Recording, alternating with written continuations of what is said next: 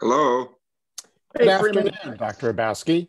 Welcome, everyone. Hi. My name is Jonathan Oleski with JMOR, and our show is about to begin. To all of our guests, we want you to maximize your experience, so we recommend that you put your Zoom screen on speaker view. Now, it is my pleasure to introduce our wonderful hosts, Beth Goldsmith, Chair-elect of the Associated Jewish Federation of Baltimore, and Dr. Scott Rifkin, publisher of JMOR. Beth and Scott, take it away. Thanks, Jonathan, and welcome again to The Upside. This is our virtual show brought to you by the Associated Jewish Federation of Baltimore and JMOR Magazine to keep our Baltimore Jewish community informed during this time of uncertainty. We will now be coming to you weekly on Tuesdays with episodes you can view live on Zoom, Facebook, and YouTube. Each episode will tackle some of today's most pressing topics, feature some of the community's leading experts, and answer the questions that are on all our minds. Today, we'll be talking about what colleges and universities are proposing for the fall semester. Faced with a number of challenges around COVID-19, universities across the country are balancing their reopening plans with the need to provide a safe learning environment. We will look at some of the options, how these options will impact students' plans for the semester, and what the broader financial implications are for higher education. Scott, please introduce our guest. Thank you. Freeman, it's so good to see you. Thank you. We're thrilled you were nice enough to do this. I know how busy you are. Let me give our listeners, we have viewers, Freeman, that watch us live, but a lot of folks see us on YouTube and on Facebook, and about 1,000 to 1,500 folks. And I suspect with you as the guest, that might be double this week. So let me give a little background on Freeman. I've been just thrilled to know Freeman for 20 plus years now, where Freeman was a neighbor and a friend and a special person in the life of my family.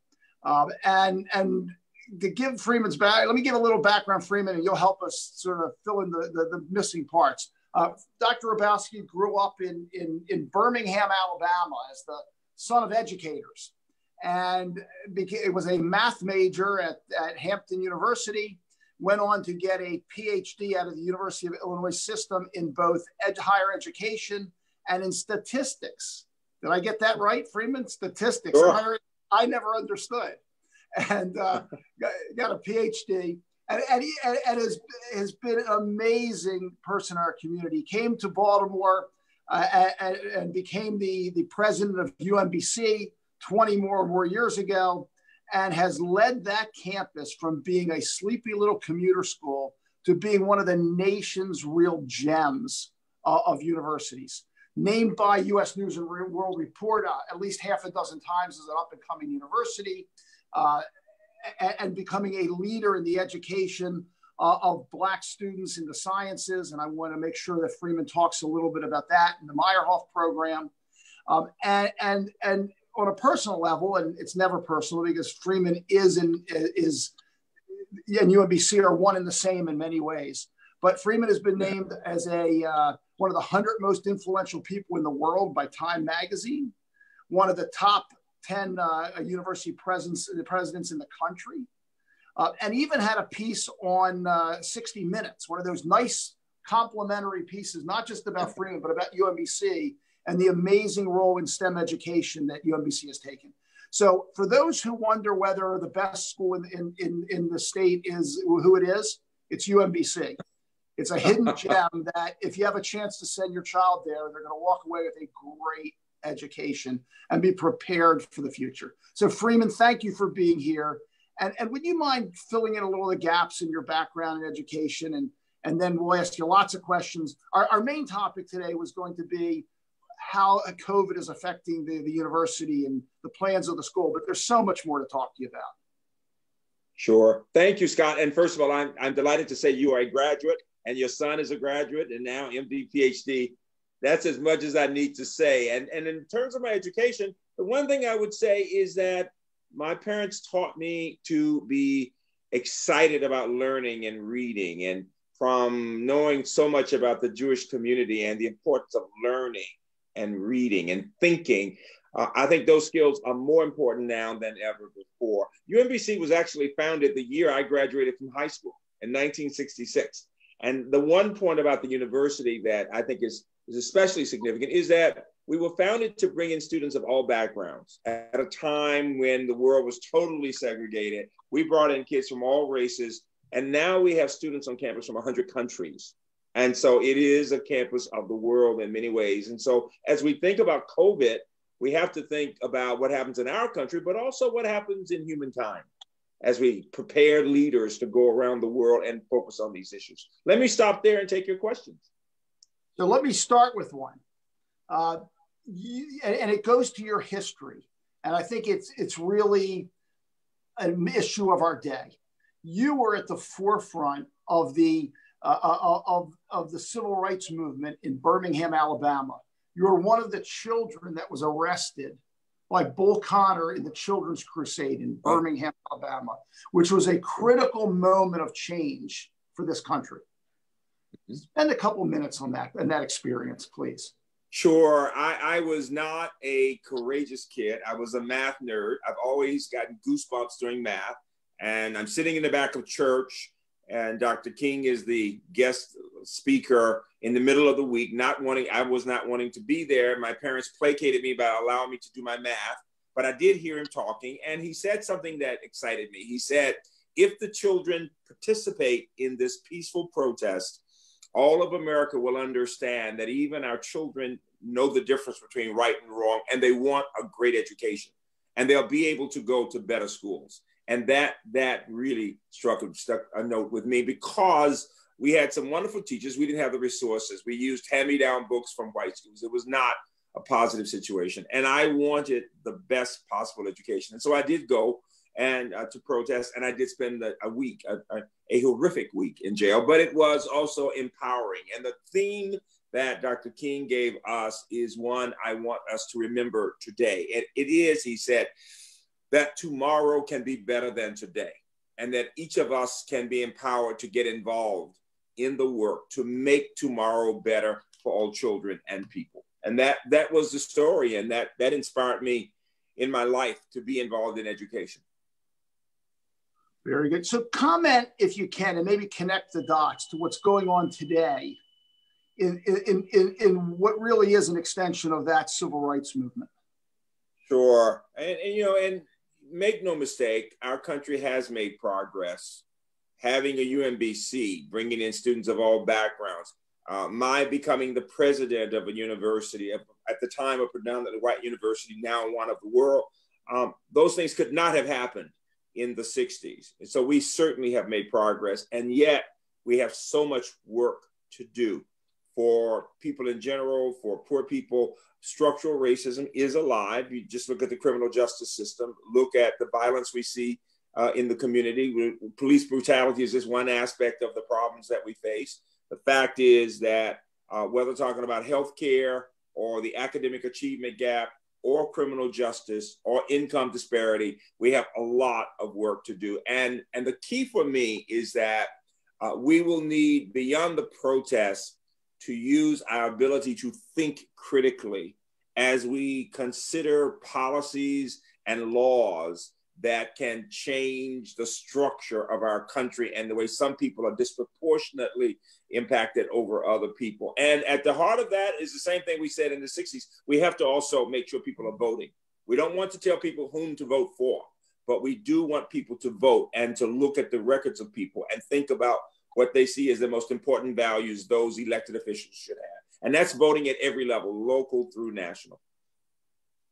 So you started an amazing program early on in your tenure, the Meyerhoff Program, with Robert Meyerhoff working with you.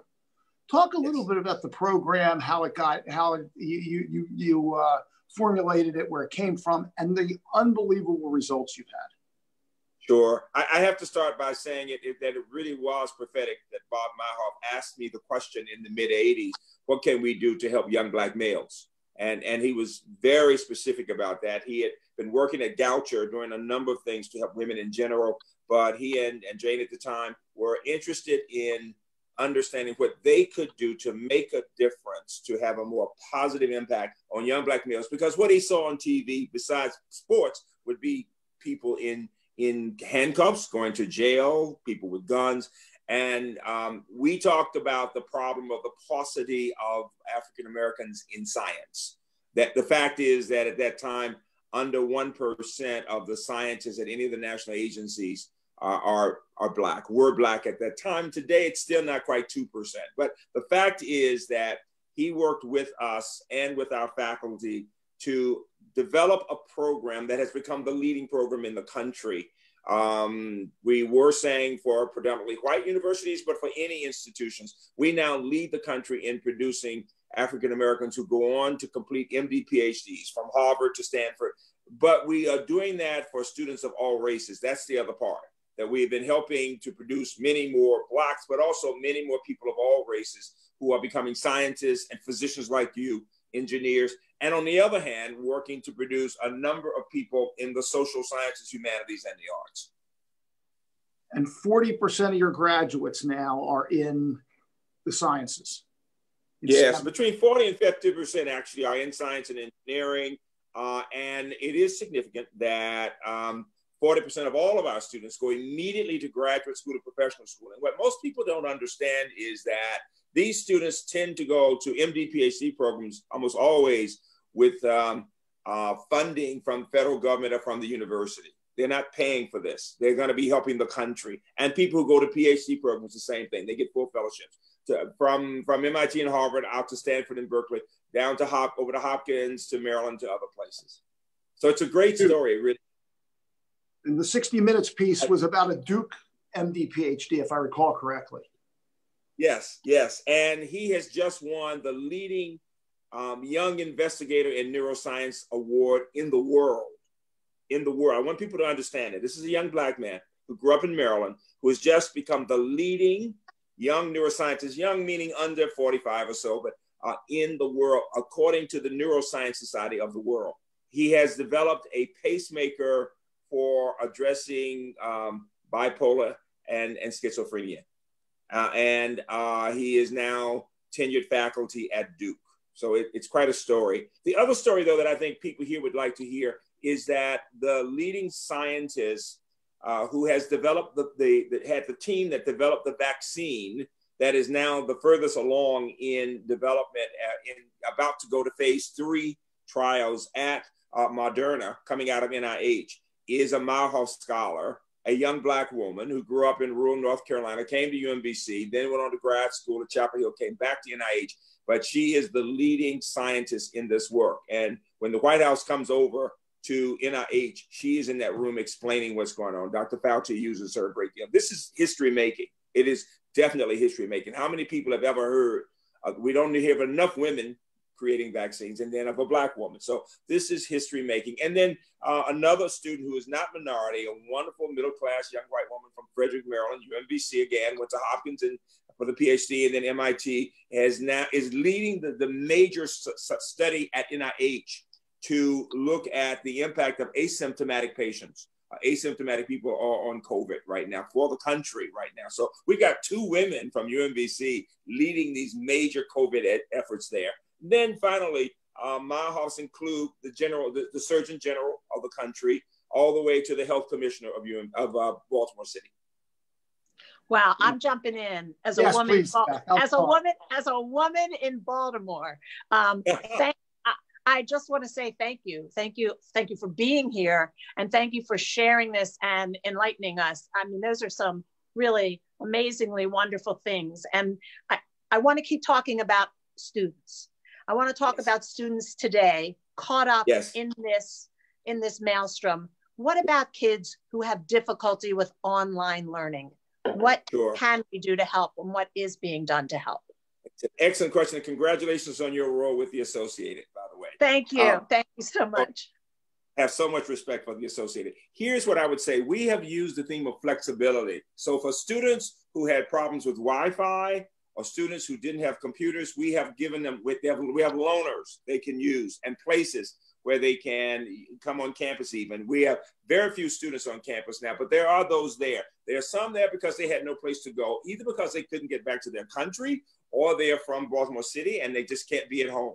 So we do have hundreds of students. You know, we have 14,000 students in general, of whom almost about 11,000 are undergrads, and almost half of the students live on campus normally. But now, right now, we have a much smaller number and they're socially distanced. But the point is, for students who either didn't have a home or a computer or Wi-Fi exposure or access, we have found a way to give them the help that they need. And we will continue to do that. But in general, we have used this as a time to think about the meaning of community and this notion that we are in this together.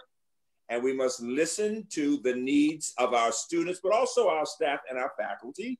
People have all kinds of medical conditions. People were having to learn how to use the technology in teaching and learning. Many had used it before. We are working individually and in small groups with people to make sure they feel a part of something. When people feel that they are a part of a community, they have the support they need to make it through. It gives them hope. And that's been the most important message for the UMBC community. What are you hearing from your students about plans for the fall? Right. You've got two groups. Some who are saying, we want to be on campus. We want to be on campus. And others who are saying, I don't know if we should be on campus or not. We are being very conservative. Some students will be there, but the majority of our classes are going to be online again. We will be finishing, and those students who are on campus, and it will be some proportion, but a much smaller proportion, because, for example, the residence halls, we don't believe you should have two people in a room. And so we would only have one in a room, you see. We're doing everything we can to have social distancing among a smaller group of students. We'll have opportunities for some to come on campus, for some experiences, but many more will be working through virtual means, through the technology. And we're explaining to them that we're listening very carefully to our public health experts and to public health experts out of the Maryland Medical School. We're working very closely with the University System of Maryland. We're fortunate to have Jay Perman, who is a physician, who's leading the effort and cares about us all. And so presidents of all of our campuses are from Towson to College Park. All of us meet several times per week to look at best practices. And so what we're saying to families, number one, health and safety of your children, of your partners, of your spouses, whoever is a student there. And number two, the key principles we're using, quality of the academic experience, teaching and learning. And number two, keeping people in mind at all times, the importance of the safety and health. And right now, quite frankly, of job security for people. People are worried about their jobs. I talk about the problems we're having right now. The economy, as you know, is very challenging. And we have numbers of middle-class people who've lost jobs or been laid off for a while. And so we are working very hard to find ways to support people in the funding of their education. And that means a variety of approaches that we might be using. Thank you. Thank you, Scott. Sure. You want to pick it up? Oh, sure. So it sounds to me like the plan is to be fully open for the first semester in the fall. It's fully open. Yes, fully open, with the understanding, though, that as was the case this past spring, the second half of the spring, that the students will be taking courses online and many will still be at home. We have, again, students from all over the world. Some are still here. Some will be doing online from other countries. Others will be doing online because they're living in New York. We have a lot of students who come from the New York, New Jersey area. For the first semester, depending on the program and the courses, they will be doing things online. But some students will be on campus in labs. We are finding all kinds of creative ways of using the technology in labs, for example. And so we're learning things now that will be helpful for the future, even when we're not in the midst of COVID. So talk about that for a minute.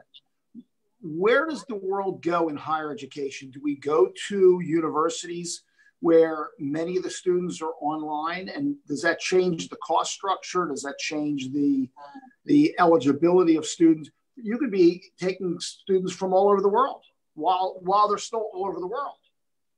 Sure. And we do some of that now. We've always had courses that are taught simultaneously for our faculty who are spending a year in India, for example, in working with the Indian Institute of Technology. So there's a lot of use of technology right now because we're trying to teach our students how to work with humankind around the world. And so this will be a part of it anyway.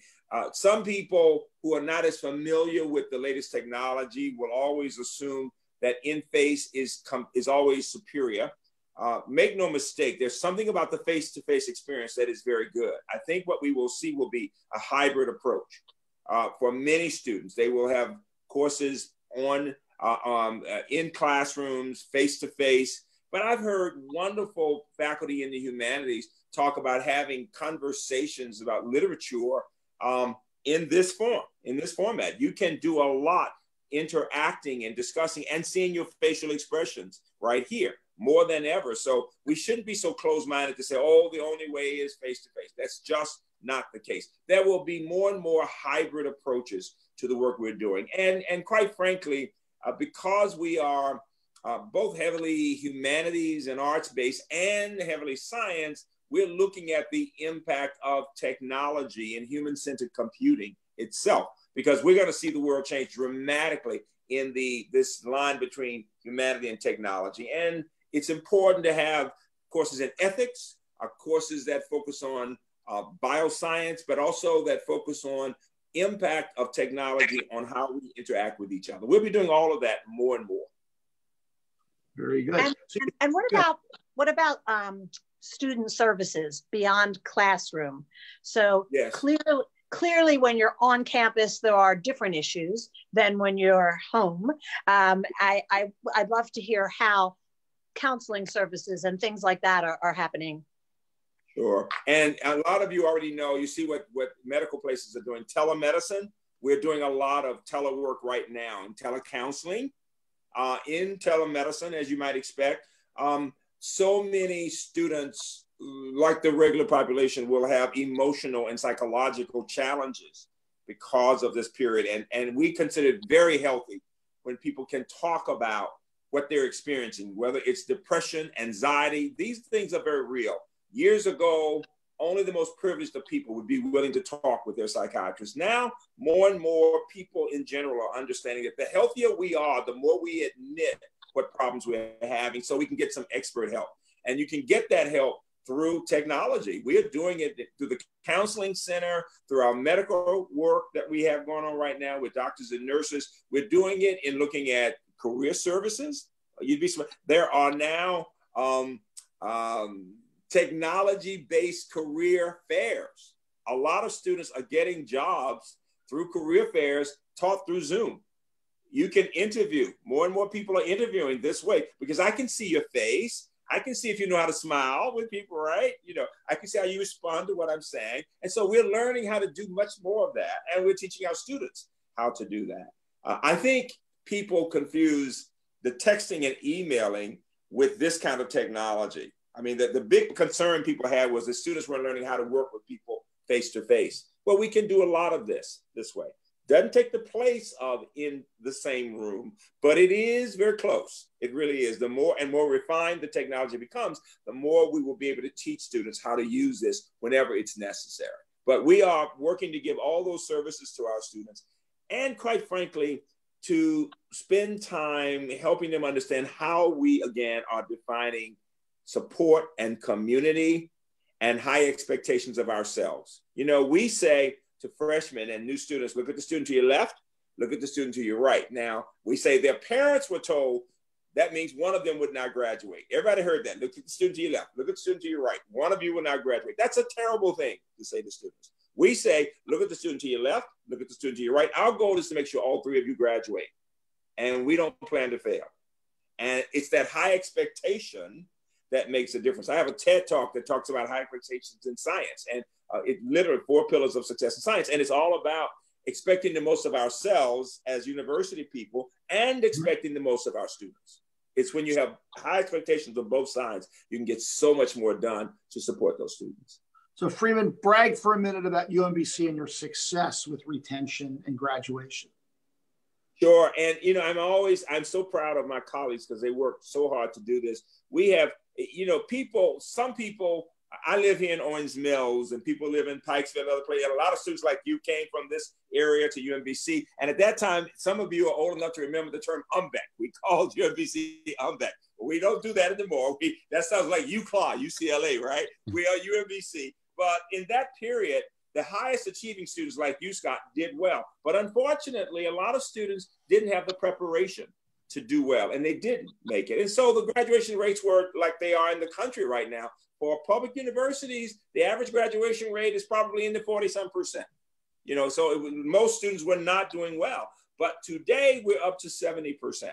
And that's considered quite good. But the reason for that is that many of our students, first of all, are planning to go to programs down at the Maryland Medical Center. They're going into physical therapy, medical technology. In those programs, you don't need to get a degree. You take the courses and then you transfer down, and that makes a big difference. It really does. So our students are doing well, but most important, 40% are going on to grad school, and that's of all races. It's very important. And then the final point I would make, though, is when you look at our graduates, when I tell you the president of the Johns Hopkins University Applied Physics Lab has his PhD from UMBC, that the head of the chief information officer at Hopkins University just until recently was a woman graduate of UMBC, that the president of Clemson University will tell you he's just a middle-class white kid from Baltimore County. He's not the president of Clemson with a private jet. He's a UMBC graduate with all 3 degrees. You know, Freeman, you don't have a private jet? Come on. He's not a private jet. It's the university jet. It's the Clemson jet. All those big football schools have jets. We have a chess team. We are always usually national chess champions or in the top group and top in cyber. We don't have a jet. I like saying Southwest is my jet. So Freeman, you're one of the great people. You know, I walked around campus with you where you knew every kid who walked by name and what project they were working on, which is pretty remarkable. How are you doing with this, of being isolated like this? You know, you're also a guy who gets on a plane and travels and gives lots of talks. How are you doing? Sure. You know, believe it or not, when you hear people talking now, they will say, I'm going to be on a call, not on a call, I'm going to a meeting in Chicago. Well, they're talking about a Zoom meeting in Chicago. So in the last couple of weeks, I've been with the University of California, was on one with people out at Arizona State all yesterday. And it's almost as if you're there because you're talking as we are right now. But I'm doing well. I'm a strong believer in keeping positive, in believing in hope. We're realistic in looking at the challenges, but believing in hope. But it's our students and our alumni who are people to inspire us. You know, when I tell you that the Speaker of the House, the first woman Speaker of the House, Adrienne Jones, earned her degree from UMBC, who'd been just a little kid in Arbutus. And she was able to come to UMBC, get that education, work in Baltimore County, and do all the things that she's doing, that the county executive has his PExec from UMBC. What is my point? What gives me hope is that education transforms lives. That if you look at people in our cities and counties and all of you, of every race, the people who are leaders tend to be people who got that education. In the 60s, you all may not know it, but only 10% of Americans had graduated from college. It was only 3% of blacks, but it was only 11% of whites. So most people in the 60s in America had never gotten a college degree. And it was because of that civil rights protest that we moved to the Higher Education Act in 1965 and to Pell Grant in the early 70s. And now we have something like 30-some% of all Americans over 25 have college degrees, about 40% for whites, about 25% for blacks. We got to push it up for Hispanics. It's about 50% for Asians. But the point is, when you look at the educated population in our country, and for 2-year degrees and 4-year degrees, and you look at who are the leaders, you see people who are educated. Now, that gives me hope on the one hand, but it also teaches me that we have more work to do at universities to teach people of all types how to work together, how to listen to different perspectives, how to understand that all the problems we face must be considered using different perspectives, different voices, different academic disciplines, if we are to solve those problems. And the hope comes because I can think about myself as a little black kid in Birmingham with no dream of coming this far. And I know how far I've come. And when I talk to every family, whether it's your family, Scott, or yours, Beth, You go back 2 or 3 generations, people did not expect you to get to where you are today. And that has everything to do both with education, but also with who we are as Americans. And so, I mean, even as we talk about being much better, I'm always saying to people, but let's not forget what has brought us to this point. Very good. So I had some folks at the house this week. Their 17-year-old senior son is debating whether to start college in the fall or to take a gap year. What's your suggestion to those students out there? I'm going to say to parents, it all depends on your child and what your child needs. Sometimes children are either burned out or they just need time to mature, and having some other experience can be helpful. So I want to say that first. But I would say this, I am a strong believer in trying to excite the child about learning. And yes, there's all kind of learning somebody can do. And people know their kid, whether or not you get off and you don't get back on track or not. That's another piece of it. Some people know, well, my child will always go back to college and they want this experience. And so that's a possibility. We've always had students who will go and spend a year in Israel. And they come back and they are amazing because of the experiences they've had. But their parents knew they were so focused, they were going to get back into college and use those experiences. So that can be excellent depending on the child, on the student. But I would also say this is a great opportunity to learn a lot about humankind, about American society through the coursework one takes, through the challenges that we're facing. And quite frankly, I know of students who will be deciding to do some things and take courses online. Some of our students, while taking the courses online, can still be doing other things. I mean, Jim Collins in the book Good to Great talks about the genius of the and versus the tyranny of the or. In other words, one might decide to do some part-time work or whatever, or some volunteering, and take several courses online. So it's possible to do both. It really is. And you're still confident that every child with this new world can get a great education, young adult can get a great education despite all the craziness going on. Oh, I'm convinced. For those of us, my students are well prepared. Students who get into UMBC are well prepared. You see it through the test scores, through the grades. Howard County and Montgomery County have amazing schools. There are some wonderful schools in Baltimore County and some in the city, but in New York and other places. So the students we get tend to be, students are comfortable getting perfect AP exams in math, for example, on the AP calculus, the AB and BC. So they're well prepared, and they know the languages and they've traveled and all that. My concern is much more so for all those children in Baltimore City, in Baltimore County, in some schools, and across our state and in our country who still haven't learned to read well. I'm a mathematician, but I will tell you the number one skill I want to see children develop will be reading and thinking, reading, writing, and thinking. If you give me a child who can read well, I can teach her to solve word problems.